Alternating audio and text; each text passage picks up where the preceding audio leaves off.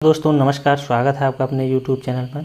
आज इस वीडियो के अंतर्गत हम राष्ट्रीय शिक्षा नीति के अंतर्गत नवीन पाठ्यक्रम संरचना एवं समान पाठ्यक्रमों में वर्तमान समय जो 2021 और 22 से लागू करने के सामान्य जो दिशा निर्देश हैं, इस वीडियो के अंतर्गत बात करेंगे।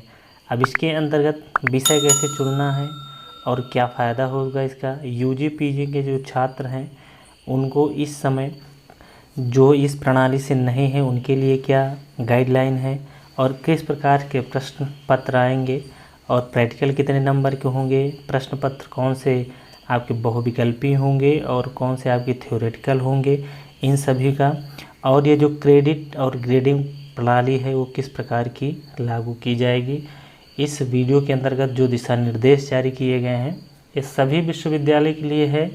ये दिशा निर्देश जो नवीन जो दिशा निर्देश हैं शिक्षा नीति के, ये PDF मैं प्रोफेसर राजेंद्र सिंह रज्जू विश्वविद्यालय की यूनिवर्सिटी के वेबसाइट से लिया है, तो आप वहां से भी देख सकते हैं।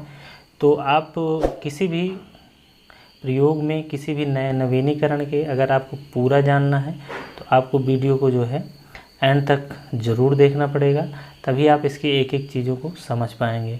तो ये वीडियो लंबा होगा, अगर आप इससे संबंधित आपको जानकारी है तो आप इस वीडियो को छोड़ सकते हैं, और नहीं जानकारी है तो आप पूरा देखिए, जिससे कि आपको हर एक चीज़ के बारे में अच्छी तरीके से नॉलेज हो पाए।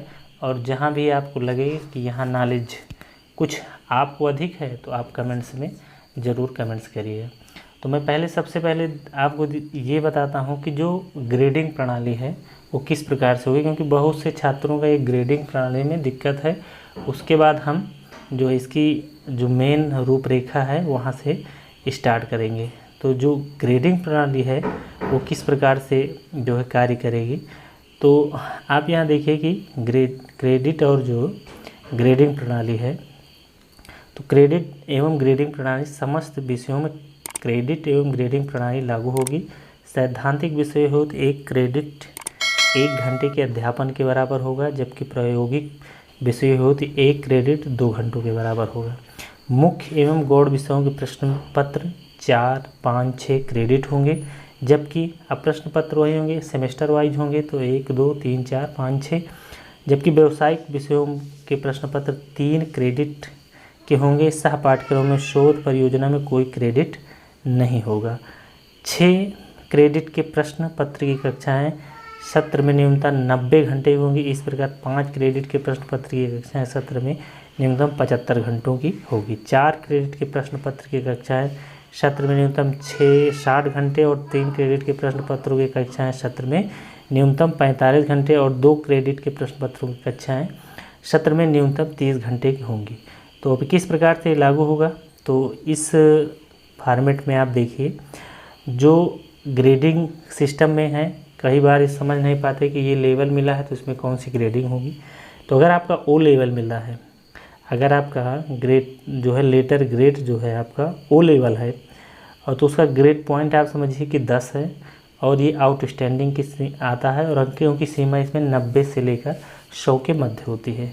A+ है तो A+ है, ये जो CBSE बोर्ड पे आधारित है क्रेडिट ग्रेडिंग, तो वहाँ पर जैसे मिलता था, अगर आप नहीं समझते हैं तो आप समझिए इसको पूरी तरह से। अगर A+ मिला है तो आप समझिए कि एक्सीलेंट है, और वो 80 से 89 के अंतर्गत है। यानी अगर 90 आपका है तो आप आउटस्टैंडिंग में चले गए हैं O लेवल में। A है आपका 8 तो वेरी गुड है, 70 से 79।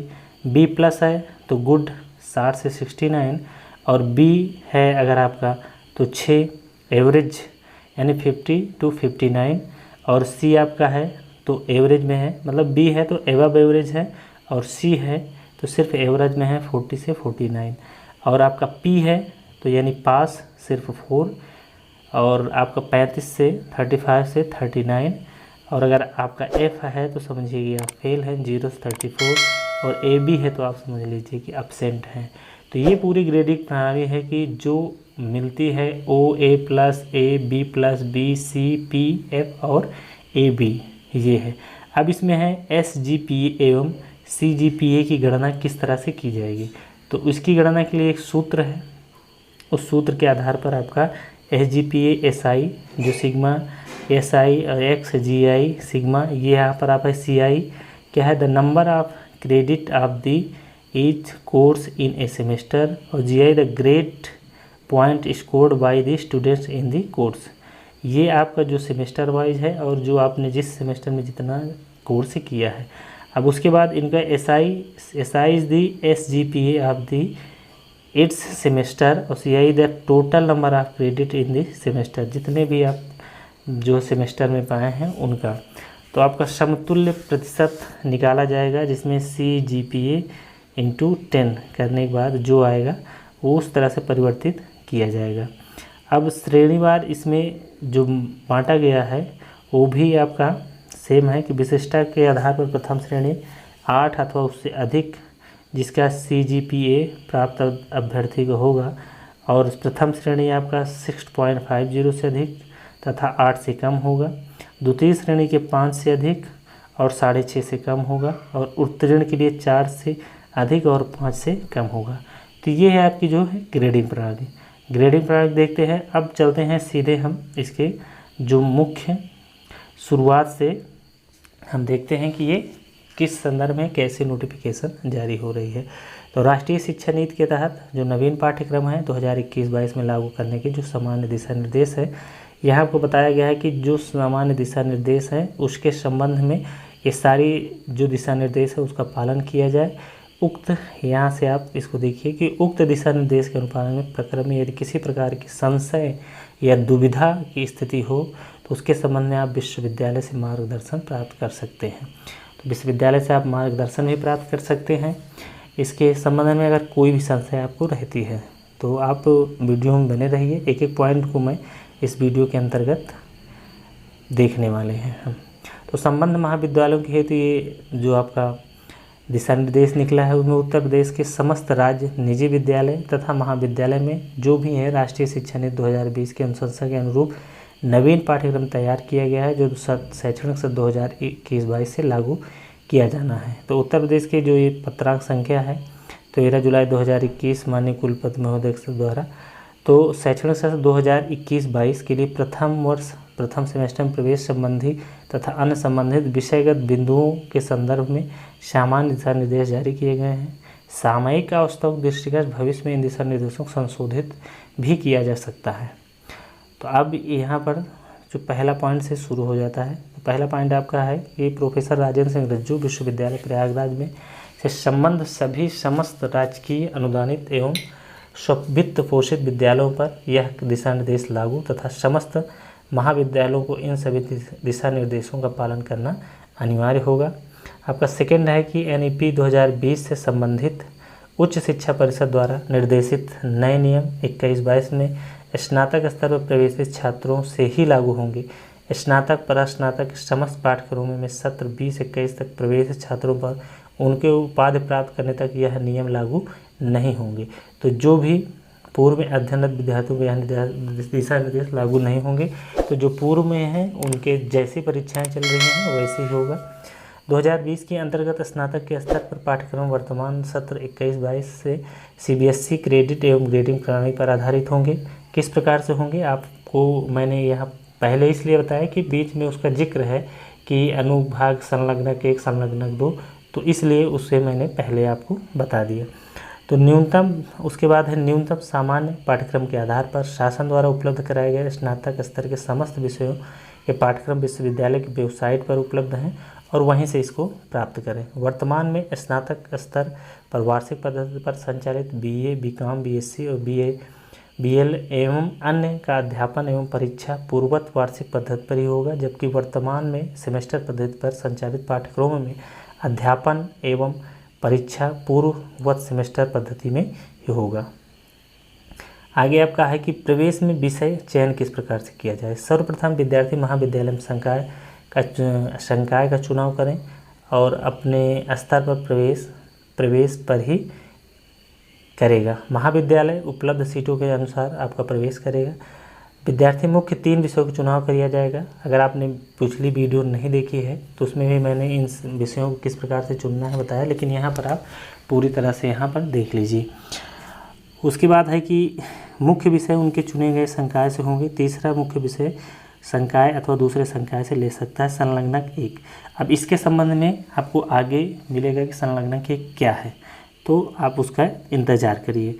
इसके उपरांत विद्यार्थी को प्रथम 2 वर्ष हेतु प्रतिवर्ष एक माइनर इलेक्टिव विषय किसी दूसरे विभाग संकाय से लेना अनिवार्य होगा। महाविद्यालय द्वारा उपलब्ध सीटों के आधार पर माइनर इलेक्टिव विषय आवंटित किए जाएंगे। इसमें संलग्नक 1 विस्तृत विवरण आपका 2 में इसी नोटिफिकेशन में जुड़ा हुआ है। तो प्रत्येक विद्यार्थी को 3 वर्ष हेतु प्रत्येक वर्ष में 2 सह पाठ्यक्रम और विषय अथवा प्रति सेमेस्टर 1 विषय लेना अनिवार्य होगा। आगे ये भी आपको दिखाया जाएगा। प्रत्येक विद्यार्थियों को प्रथम 2 वर्ष हेतु प्रत्येक वर्ष में 2 रोजगारपरक प्रशिक्षण पाठ्यक्रम अथवा प्रति सेमेस्टर 1 पाठ्यक्रम लेना होगा। आगे किसी भी पाठ्यक्रम में प्रवेश, निकास एवं पुनः प्रवेश की प्रक्रिया होगी। तो प्रवेश प्रक्रिया पिछले तरीके से अगर आप कुछ थोड़ा बहुत जानते हैं तो अच्छी बात है। तो विद्यार्थी को सफलतापूर्वक 1 वर्ष पूर्ण करने पर सर्टिफिकेट दिया जाएगा, के साथ निकास 2 वर्ष पूरा करने पर डिप्लोमा की सुविधा है, तथा 3 वर्ष अगर विद्यार्थी को निर्गत सर्टिफिकेट अथवा डिप्लोमा पर उसके द्वारा प्रशिक्षण प्राप्त रोजगार परक प्रशिक्षण पाठ्यक्रम का स्पष्ट उल्लेख किया जाएगा, जो भी आपने डिप्लोमा और जो है प्रशिक्षण प्राप्त किया है। विद्यार्थी सफलतापूर्वक अगर 3 वर्ष पूर्ण करते हैं तो उसके स्नातक की उपाधि प्रदान की जाएगी। विद्यार्थी निकास के अगले स्तर पर पुनः प्रवेश ले सके, किंतु प्रवेश समय उसका अपने सर्टिफिकेट डिप्लोमा विश्वविद्यालय में जमा कराना पड़ेगा। पूर्व पात्रता के आधार पर विद्यार्थी को द्वितीय वर्ष में विषय परिवर्तन की सशर्त सुविधा उपलब्ध होगी। संकाय एवं उपाधि पूर्ण करने की अवधि, जो आपकी अवधि है, अब किस प्रकार से आपको ग्रेजुएशन और किस में स्नातक माना जाएगा ये देखिए।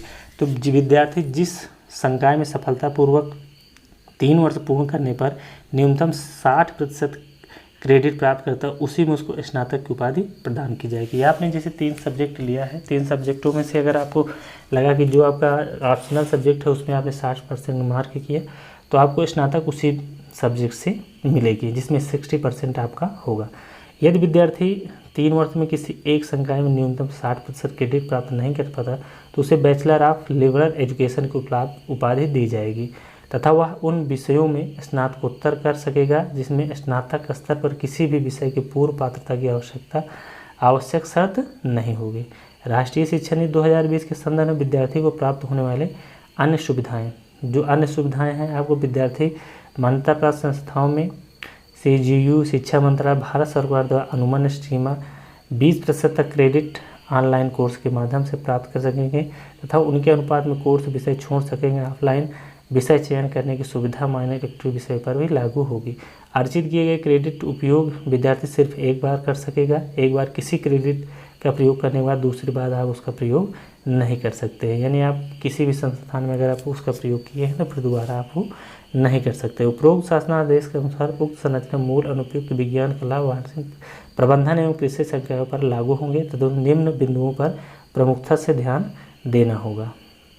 अब यहाँ है कि स्नातक पाठ्यक्रम में प्रथम वर्ष के लिए 46 क्रेडिट संचित के अपेक्षा में 3 प्रमुख विषय, 1 माइनर विषय, 2 सह पाठ्यक्रम एवं 2 व्यावसायिक पाठ्यक्रम होंगे, जिसे उत्तीर्ण करने पर संबंधित संकाय में प्रमाण पत्र प्रदान किया जा सकता है। आगे ये भी आपको मिलेगा संलग्नक 1। द्वितीय वर्ष में आपका 92 क्रेडिट संचित के अपेक्षा में द्वितीय वर्ष में 3 प्रमुख विषय होंगे, 1 माइनर विषय, 2 सह पाठ्यक्रम तथा 2 व्यावसायिक पाठ्यक्रम होंगे, जिसे उत्तीर्ण करने पर संबंधित संकाय में आपको डिप्लोमा मिलेगी।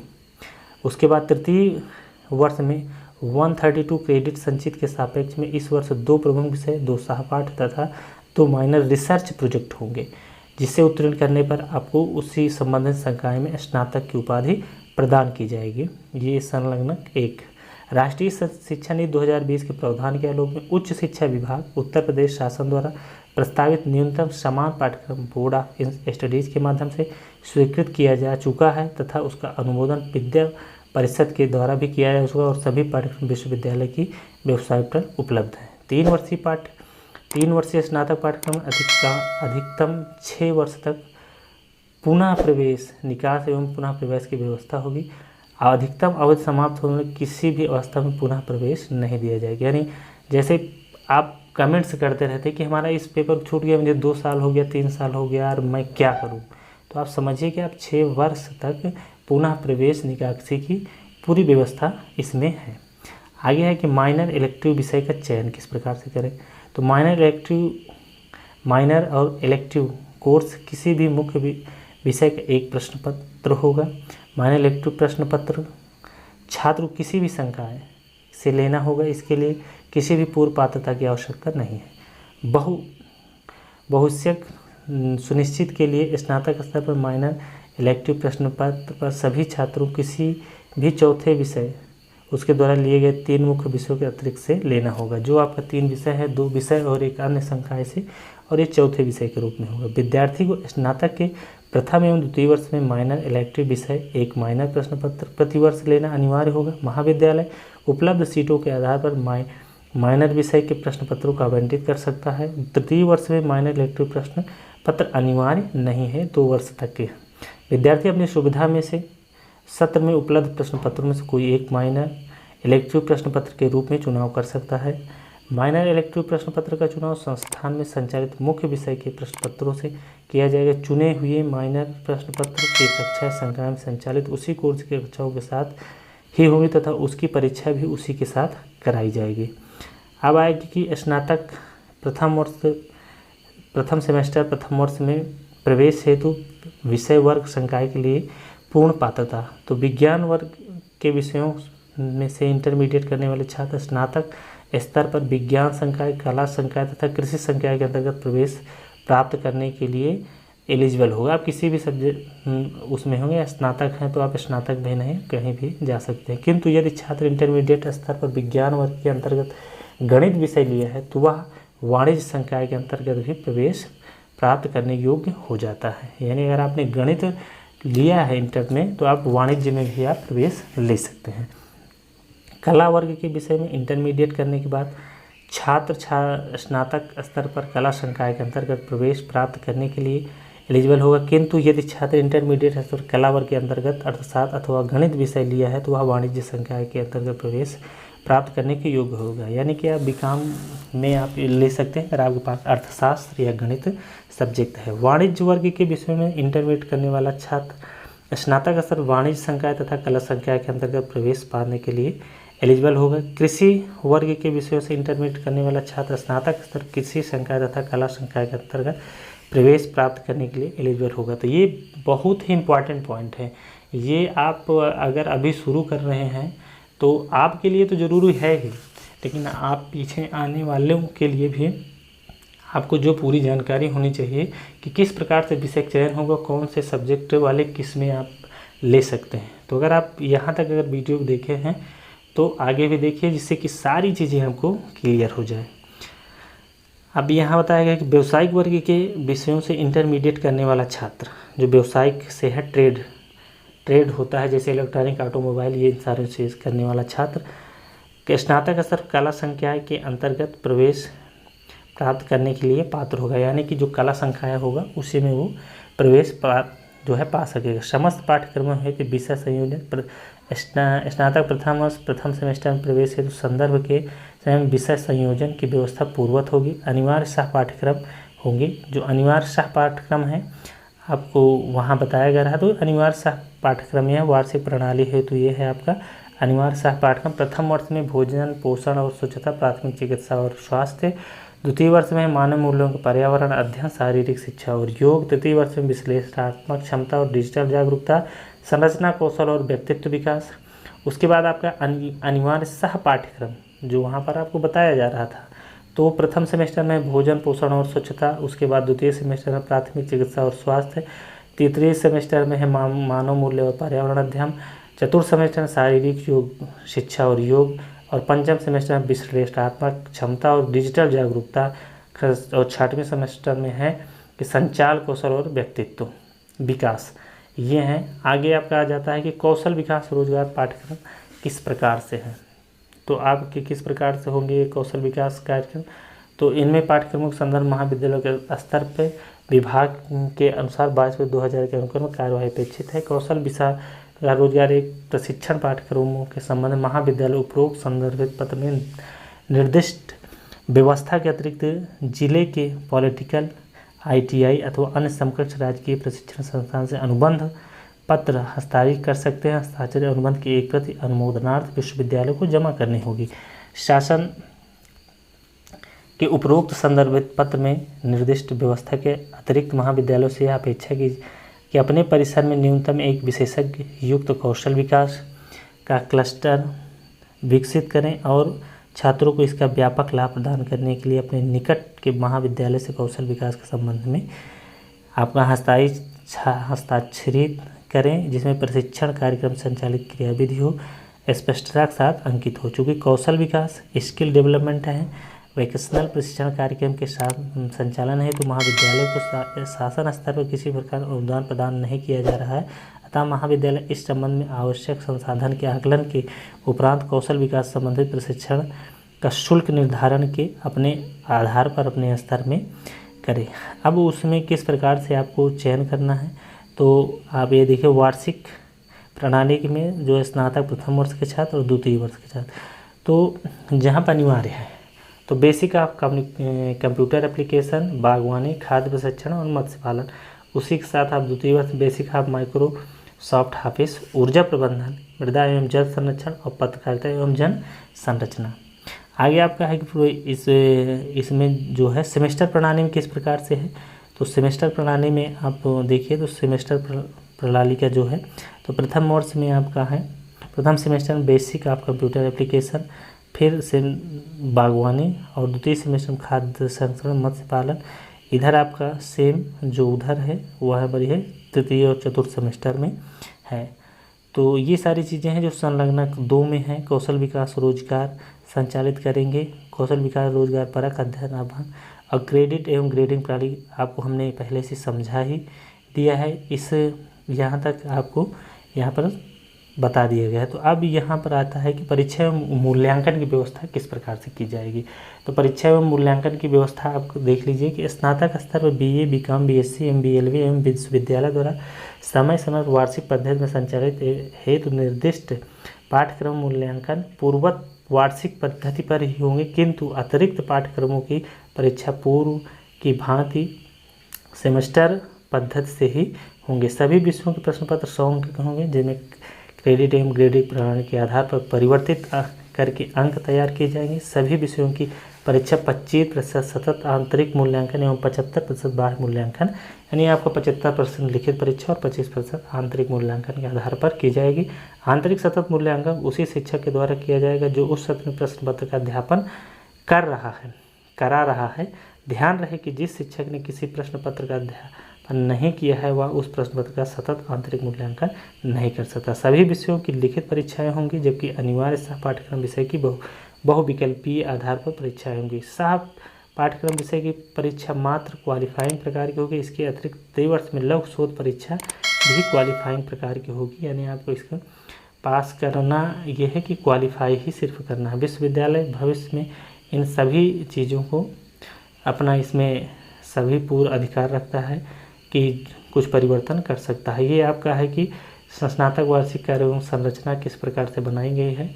उसके बाद आपका जो संलग्नक 2 आप वहाँ देख रहे थे कि व्यावसायिक कौशल विकास में तो किस प्रकार से ले सकते हैं, तो ये आपकी सुविधा है। अपनी सुविधा अनुसार आप प्रथम 2 वर्ष में प्रत्येक सेमेस्टर है तो किसी एक विषय का जो है पाठ्यक्रम का चुनाव कर सकते हैं। तो ये आपके 32 पाठ्यक्रम हैं, जिसमें आप किसी में जो अपनी सुविधा अनुसार 2 प्रत्येक सेमेस्टर किसी एक पाठ्यक्रम का चुनाव आप कर लीजिए। तो ये सारी नोटिफिकेशन हैं जो आपको इस नए प्रणाली में आने के लिए आपको जानना बेहद ज़रूरी था, जहाँ तक मुझे लगता है। हाँ, आपको अगर इससे संबंधित अच्छी नॉलेज है, बहुत अच्छी जानकारी है, तो आप ज़रूर इस वीडियो में आप कमेंट्स करिए। और अगर आपने वीडियो को लास्ट तक देखा है तो ये सूचना अपने और भी मित्रों के साथ, और जो आगे करने वाले हैं ग्रेजुएशन स्तर इस प्रणाली के तहत, तो उनको भी आप सूचित करिए। तो ज़्यादा से ज़्यादा शेयर करिए। तो जानकारी अच्छी लगी हो और चैनल पर नए हो तो चैनल को लाइक करके सब्सक्राइब कर लीजिएगा। मैं अपने चैनल पर ऐसे इन्फॉर्मेशन वीडियो आप तक पहुंचाने का प्रयास करता रहता हूं। तो आज के लिए इतना ही, मिलते हैं एक नई अपडेट के साथ। तब तक के लिए जय हिंद, जय भारत।